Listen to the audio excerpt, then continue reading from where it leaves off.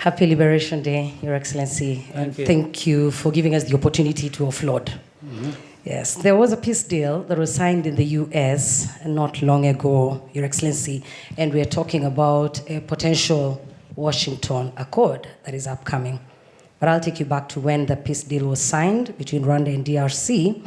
Immediately after that peace deal was signed, President Trump of the US said that he had secured a minerals deal for the US. Shortly afterwards, the former DRC President Joseph Kabila on social media dismissed the peace deal aspect and referred to what was signed as a trade agreement. Some people think that the Trump administration does not understand the situation in Eastern DRC very well. What is your comment about that, and what do you say to those who call Trump's approach exploitative in comparison to the Biden administration? That's the question, Your Excellency. My name is Jackie Lumbasi. I host The Real Talk on RTV. I'll try to summarize what my reading of that deal is and how it came about. Once they decided they are going to deal with the matter,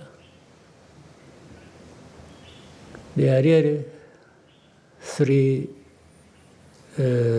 pillars it is built on. One is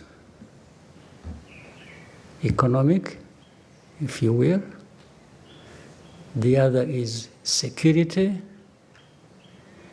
The other is political. And I think these three are so closely related that you can't just deal with one ignoring the other, because the three are part of the problem. In fact, the main parts of the problem. Now, people tend to concentrate more on economic for a reason. I think some of the players in the region were concerned with the problem. They had in their mind to leverage these resources because they think the resources are very attractive. So therefore they would, like throwing a bait and saying, I'll give you this, I'll give you, so you'll control this, which everybody else in the world needs and may. So I'll give it to you. But those who threw the bait to those who would help in the problem were really not looking for a durable solution to their problems or to the problems that affect us in the region. They just wanted to have an advantage over adversaries and give a sweetener to people to say, we'll give you this, please help us deal with M23 and FCM23 or Rwanda as it is perceived, or our enemies. And that then people would just be attracted to that, take it, and address the problem the way the government of Congo saw it.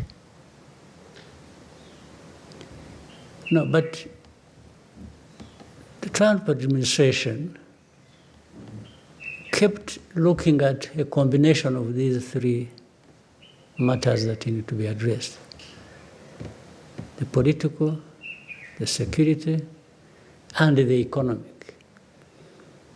While in some other people's minds, it was just economic. You want a deal, you want money, you want minerals, you want please take it, but and save us from these troublemakers, even if it doesn't address the problem, depending on how they see it. So I'm sure that is what is still affecting, and maybe will affect, the implementation because what people had in mind is not necessarily 100% what they are getting. But in addressing any problem like this one, it's give and take. You don't get 100% what you want because there are many parties concerned with the problem. Each one maybe gets a piece of what they wanted, another gets a piece of what they wanted, and together stability comes out of it. So for me, I think there is a chance that we may get somewhere with that. And why I asked the previous question, the other question about the previous handling, the different administrations handled this matter, it was like actually there was less caring for how to deal with this matter than we have now.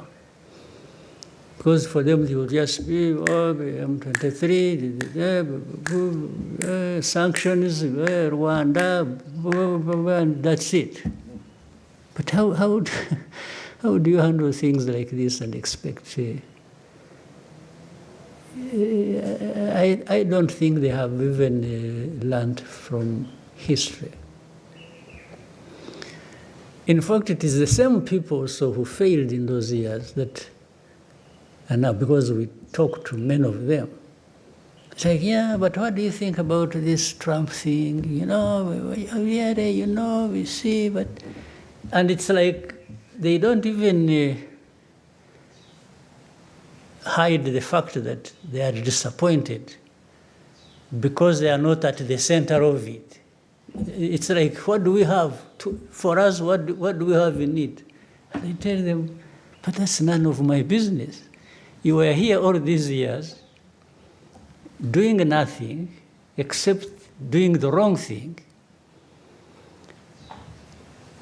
Because I asked some of them, when you really went all out and